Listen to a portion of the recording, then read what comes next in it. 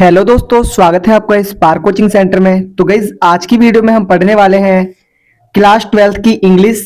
Book का नाम है फ्लेमिंगो। चैप्टर नंबर फर्स्ट है आपका द लास्ट लेसन। ठीक है, ये हमारा पार्ट 1 है। इसमें मैं आपको समरी करवाऊंगा।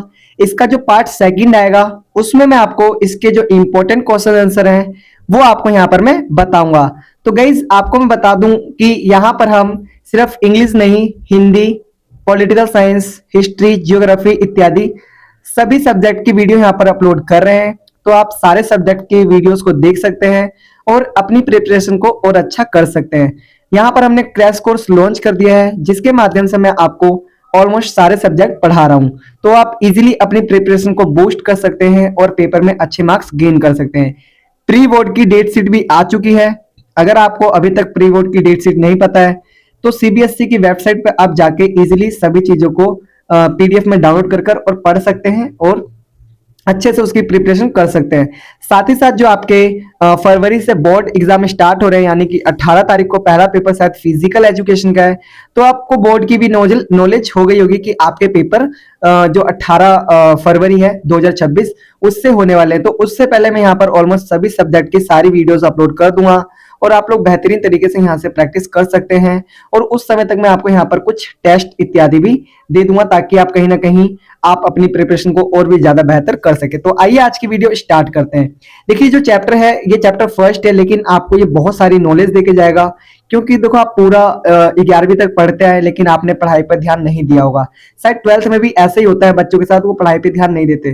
तो जो भी बच्चे पढ़ाई पे ध्यान नहीं दे रहे हैं उसको ये वाला चैप्टर पढ़ना बहुत जरूरी है। देखो जब कहीं पर किसी भाषा को बंद करवा दिया जाता है कि अब ये भाषा नहीं पढ़ाई जाएगी, तब हमें उसकी वैल्यू पता लगती है। मतलब कि जब कोई चीज हमारे पास से खो जाती है तो उसकी वैल्यू पता लगती है। जैसे आप 12th क्लास में हो, अब आप पे मुश्किल से 3 महीने बचे हैं और 3 महीने आपको हो सके प्रैक्टिकल वगैरह प्री बोर्ड इन सब में निकल जाएगा। टाइम है नहीं, मतलब वही 10-15 दिन का टाइम होगा।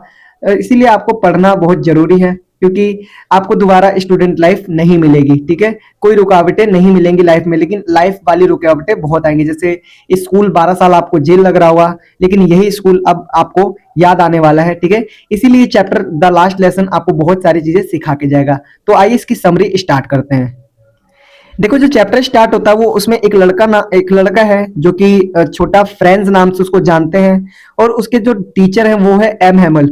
इन्हीं दो कैरेक्टर के बारे में हम बहुत डीपली यहाँ पर जानकारी लेंगे और इन्हीं दो कैरेक्टर के बारे में कहीं ना कहीं जो क्वेश्चन आते हैं वो पेपर में पूछे जाते हैं। हो सके पूरी स्टोरी पूछ ली जाती है, हो सके घुमा फिरा के जो आपका एम है उनके बारे में पूछा जा सकता है या फिर जो लिटिल फ्रेंड्स है उनके बारे में पूछा जा सकता है। ठीक है, तो देखते हैं।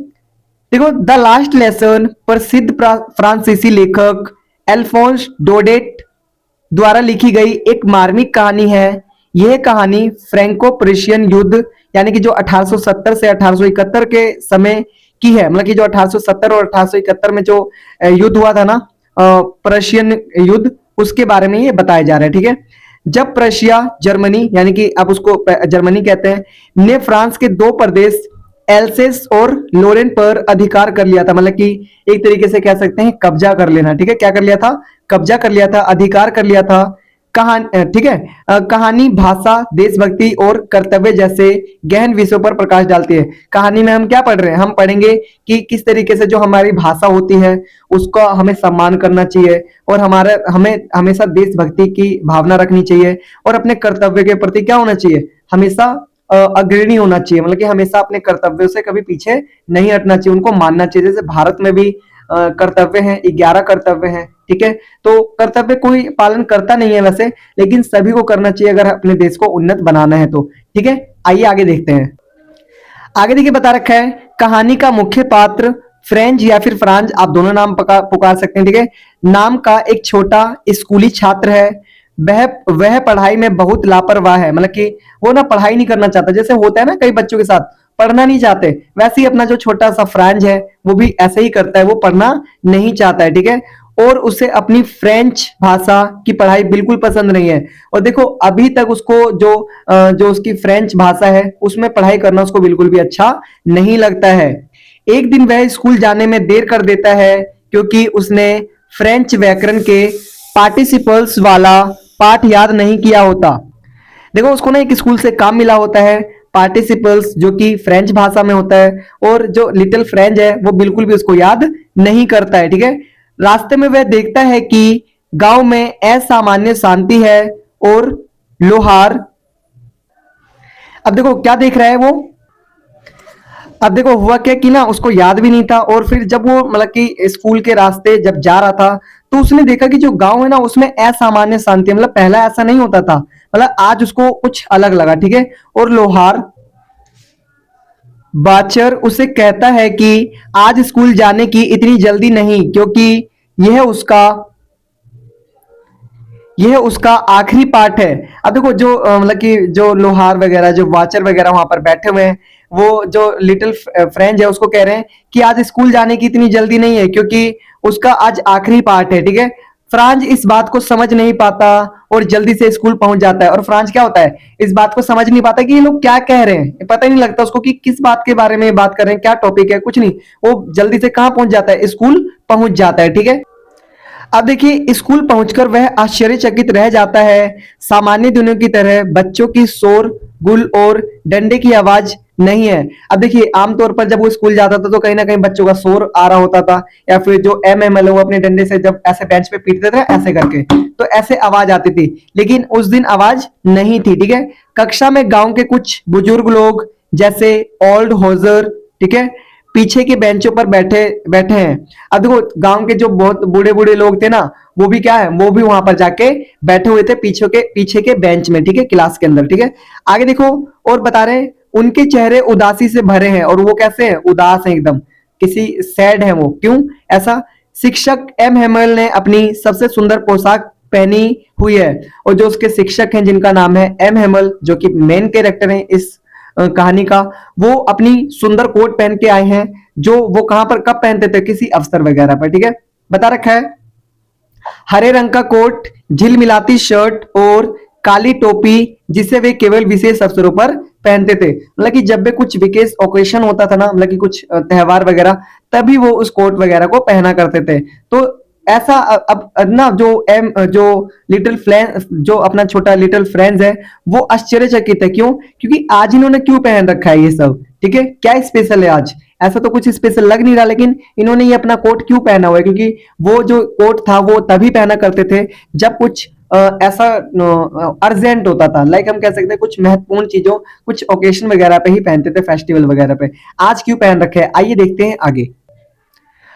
आगे देखिए, इसके बाद एम हेमल घोषणा करते हैं कि आज उनका फ्रेंच भाषा का आखिरी पाठ है। अब देखो एम हेमल क्लास में बताते हैं कि आज ये जो फ्रेंच भाषा है इसका ये हमारा आखिरी पाठ है जो हम पढ़ने जा रहे हैं, क्योंकि अब से जर्मन सरकार ने आदेश दिया है कि एल्सेस और लोरेन के स्कूलों में केवल जर्मन भाषा पढ़ाई जाएगी। और देखो अब क्या जर्मनी के अधीन आ गया ना अब तो जर्मनी ने क्या कह दिया कि एल्सेस और लोरेन में जो स्कूल की जो भाषा पहले क्या थी, फ्रेंच थी, लेकिन अब यहाँ पर फ्रेंच नहीं पढ़ाई जाएगी। अब क्या पढ़ाया जाएगा, अब आपको पढ़ाया जाएगा यहाँ पर जर्मन भाषा। ठीक है, ये सुनकर सभी स्तब्ध रह जाते हैं। फ्रांच या फ्रेंच के मन में गहरा पश्चाताप होता है। अब देखो ये सब सुनकर सभी क्या होते हैं, एकदम सॉफ्ट हो जाते हैं, चुप हो जाते हैं, चुप्पी हो जाती है सबकी, और सारे अंदर ही अंदर सोच रहे होते हैं कुछ ना कुछ। और फिर जो अपना लिटिल फ्रेंच है वो सोच रहे होते हैं, उसको पश्चाताप होता है, मतलब उसको पछतावा होता है कि उसने अपनी मातृभाषा की कभी कद्र भी नहीं की।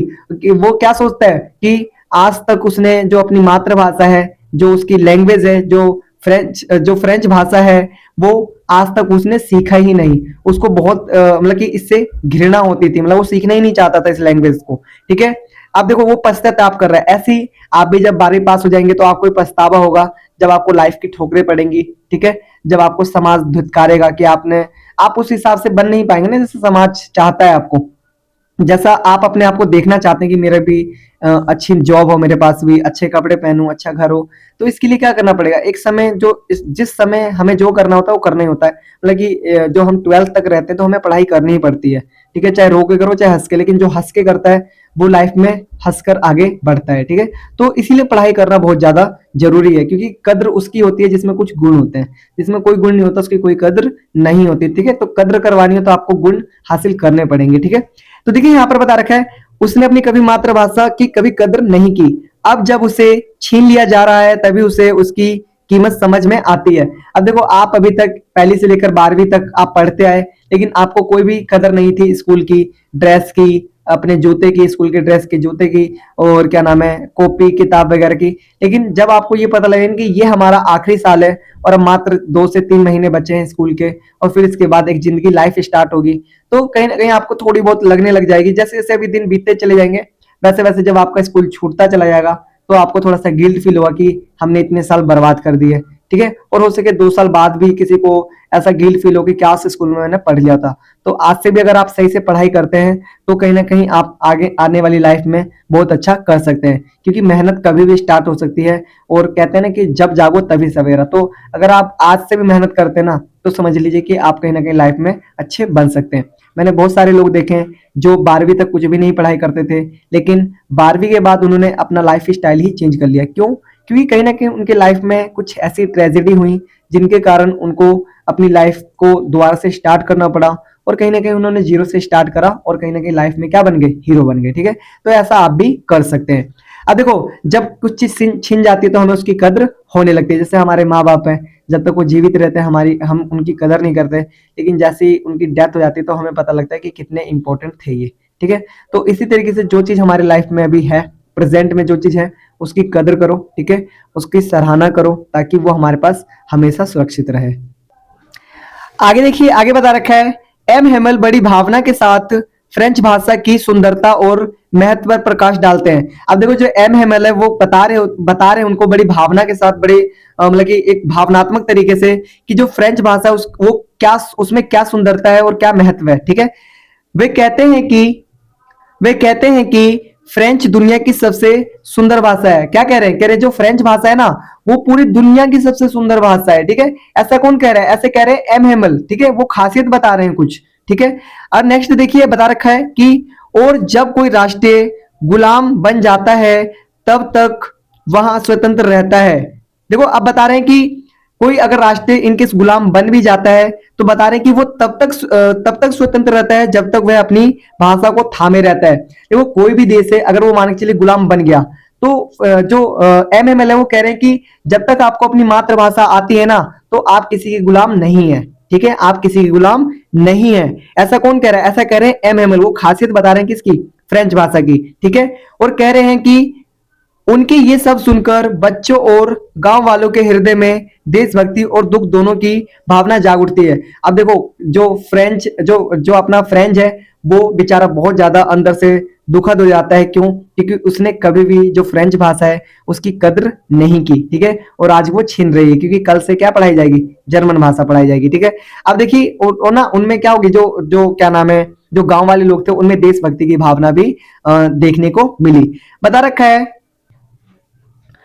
जब चर्च की घड़ी में 12 बजते हैं और बाहर जर्मन सैनिकों की परेड की आवाज आती है, तो एम हेमल की आंखें नम हो जाती हैं। बोलने में असमर्थ होकर वे ब्लैक बोर्ड पर बड़े अक्षरों में लिखते हैं। अब देखिए, जब जैसे 12 बज जाते हैं, ठीक है, घड़ी के, तो बाहर क्या होता है, जो जर्मन सैनिक है उनकी परेड की आवाज आती है। ठीक है, तो एम हेमल की आंखें नम हो जाती हैं, उनकी आंखों में आंसू आ जाता है। क्यों? कोई व्यक्ति ना किसी भी चीज को बहुत लॉन्ग समय से कर रहा है, किसी कंट्री के लिए, ठीक है, किसी भी चीज के लिए, ठीक है, तो उसकी आंखें नम हो जाती हैं जब उसको छोड़ना पड़ता है वो चीज। जैसे आप लोग अभी 12th क्लास में हैं, जब आप 12th क्लास को, जिस दिन आपका लास्ट डे होगा ना 12th में, जिस दिन आपको एडमिट कार्ड मिल जाएगा, उस दिन आपकी आंखें ऑटोमेटिकली नम हो जाएंगी। आप रास्ते में आते हुए रो रहे होंगे। ठीक है, जैसे हमने जब 12th की थी, तो हम भी रास्ते में आते हुए रो रहे थे, क्योंकि वो हमारा लास्ट डे था, और हम सारे फ्रेंड्स वहां पर लास्ट डे मिले थे, और हम बाद में कॉल करते थे तो कोई आता नहीं था। क्यों? क्योंकि वो जो लाइफ होती है ना, स्कूल की लाइफ, देखो मेरी भी आंखें थोड़ी सी नम हो गई अभी फिलहाल में, बिकॉज मैंने जब अपना स्कूल टाइम याद करा, जब हम लास्ट डे आ रहे थे, तो ऑलमोस्ट सभी रो रहे थे। मैं तो बहुत रोया था वैसे, क्योंकि बहुत लगाव था एक स्कूल से। लेकिन लाइफ में ऐसे पड़ाव आते हैं जहां से हमें निकलना होता है, और वो जो निकलना होता है, लग नहीं रहा था कि हमें छोड़ना है स्कूल, ये वो, लग रहा था कि और पढ़ें, एक साल और होता, 13वीं भी होती, 14वीं 15वीं भी होती। क्योंकि वो जो डे थे ना, वो बहुत ज्यादा इंपॉर्टेंट थे, बहुत ज्यादा खुश नसीब थे हम जो 12th पढ़े। ठीक है, कई बच्चे तो ऐसे हैं जिनको 12th भी नसीब नहीं होती, मतलब पढ़ाई नहीं कर पाते बेचारे। तो कहने का मतलब है, आपको मिली है तो आप इसका कदर करिए। अभी भी आपके पास 3 महीने, बहुत टाइम है, आराम से अच्छे से पढ़ाई करिए, ताकि और भी यादगार चीजें बन सके। ठीक है, तो देखिए यहाँ पर अब देखो क्या लिखते हैं, वीव ला फ्रांस। ठीक है, इसका मतलब है कि फ्रांस अमर रहे। क्या लिखते हैं? फ्रांस अमर रहे। देखो कितनी भावनात्मक तरीके से वो इस चीज को लिख रहे हैं। क्यों?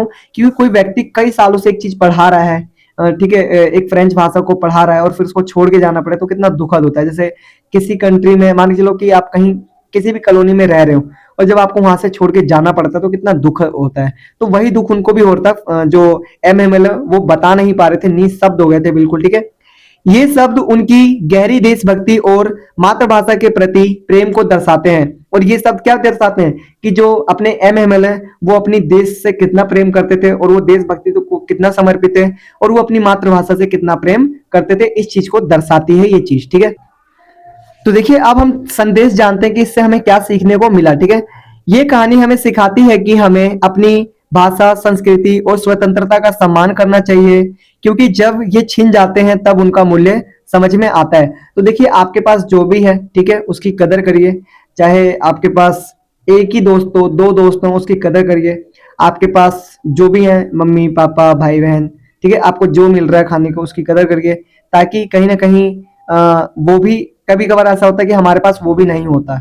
ठीक है, और जब वो चीजें छिन जाती है अपने पास से तब हमें उसकी वैल्यू पता लगती है, तब हम उसकी कदर करना स्टार्ट करते हैं। तो जब जो चीज हमारे पास है उसकी कदर करिए। और इसलिए कहते हैं कि पास्ट प्रेजेंट फ्यूचर, आप प्रेजेंट में जिए, प्रेजेंट में जियो अच्छे से, और जो आपका पास्ट है उससे कुछ सीखो कि आपने पहले क्या गलतियां की हैं और आज आपको वो गलतियां नहीं दोहरानी।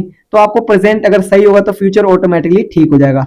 ठीक है, तो मिलते हैं पार्ट सेकंड में। ठीक है, जिसमें मैं आपको इंपॉर्टेंट क्वेश्चन आंसर बताऊंगा और ऐसे क्वेश्चन आंसर बताऊंगा जो कहीं ना कहीं आपके पेपर में एग्जैक्ट आ सकते हैं और आने की संभावना होती है और आते रहे हैं। ठीक है, तो आज के लिए इतना ही, मिलते हैं नेक्स्ट वीडियो में। तब तक के लिए टाटा बाय बाय, जय हिंद, जय भारत।